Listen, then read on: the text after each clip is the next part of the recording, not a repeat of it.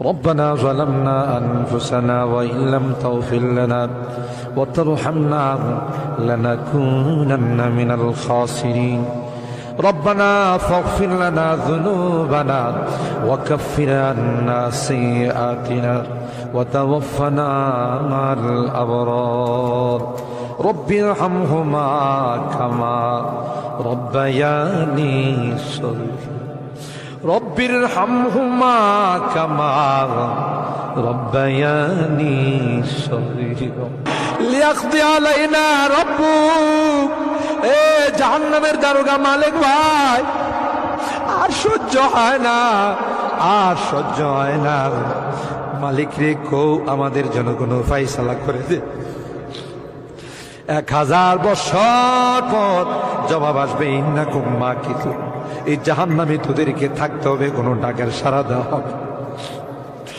আল্লাহ তোমার কোরআনে তুমি বলছো অপমানিত হয়ে জাহান্নামে থাক, কোনো কথা বলবি না। কবরের মধ্যে সাপ বিচ্ছু কামড়াবে, একদিক দিয়া চামড়া পুড়ে গেলে আরেক দিক দিয়া নতুন করে গজাবে। এ মালিক, দুনিয়ার কোন বিষাক্ত সাপ দেখলে বাঁচাও বাঁচাও করে চিৎকার করে, একটা নয় দুইটা নয় 99টা সাপ একে একে কামড়াবে।